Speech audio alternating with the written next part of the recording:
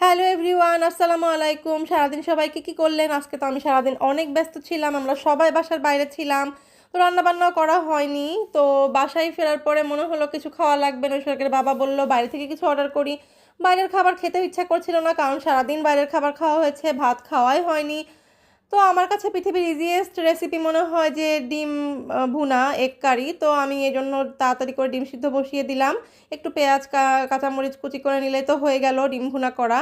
আর ডিম ভুনা করতে গেলে আমার ছোটোবেলার কথা মনে পড়ে। ছোটোবেলা আমরা তো মফস্বলে বড় হয়েছি। আমরা কথায় কথায় যখন অনেক বাচ্চা ছিলাম, পিকনিকের কথা আসলে হ্যাঁ চল আজকে পিকনিক করি, এরকম পিকনিক করতে চলে যেতাম। তো পিকনিক মানেই ছিল হচ্ছে যার যার বাড়ি থেকে এক মুঠো করে চাল, এক মুঠো করে ডাল, একটু পেঁয়াজ রসুন নিয়ে আসা, আর একটা করে ডিম নিয়ে আসা, খিচুড়ি আর ডিম ভুনা ছিল হলো আমাদের পিকনিকের একদম একদম ধরা বাঁধা রেসিপি ছিল।